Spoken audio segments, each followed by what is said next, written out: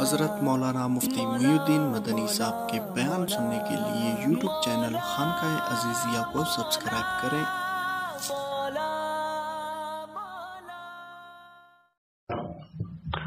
تو حضرت عبداللہ ابن عباس رضی اللہ تعالیٰ عنہ معتکف تھے، آپ کے پاس ایک شخص آیا اور سلام کر کے چپ چاپ بیٹھ گیا۔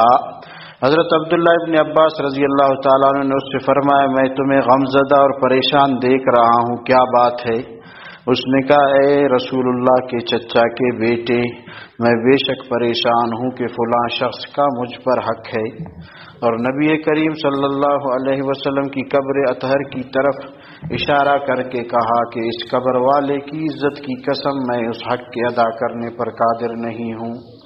حضرت عبداللہ ابن عباس رضی اللہ تعالیٰ عنہ نے فرمایا کہ اچھا، کیا میں اس شخص سے تیری سفارش کروں؟ اس نے عرض کیا کہ جیسے آپ مناسب سمجھے۔ ابن عباس رضی اللہ تعالیٰ عنہ یہ سن کر جوتا پہن کر مسجد سے باہر تشریف لائے۔ اس شخص نے عرض کیا کہ آپ اپنا اعتکاف بھول گئے۔ فرمایا، بھولا نہیں ہوں، بلکہ میں نے اس قبر والے صلی اللہ علیہ وسلم سے سنا ہے، اور ابھی زمانہ کچھ زیادہ نہیں گزرا۔ یہ لفظ کہتے ہوئے ابن عباس رضی اللہ تعالیٰ عنہ کی آنکھوں سے آنسو بہنے لگے کہ حضور فرما رہے تھے کہ جو شخص اپنے بھائی کے کسی کام میں چلے پھرے اور کوشش کرے، اس کے لیے 10 برس کے اعتکاف سے افضل ثواب ہے۔ صحیح ہے؟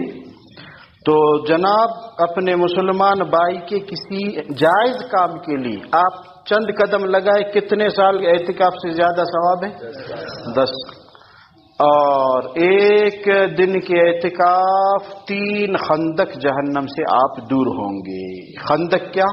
ایک خندق کی مسافت زمین و آسمان کی چوڑائی سے بھی زیادہ، سمجھ رہے؟ اب آپ اندازہ کریں کتنا دور ہوں گے آپ جہنم سے؟ 30 خندق۔ یہ پکی سچی بات ہے۔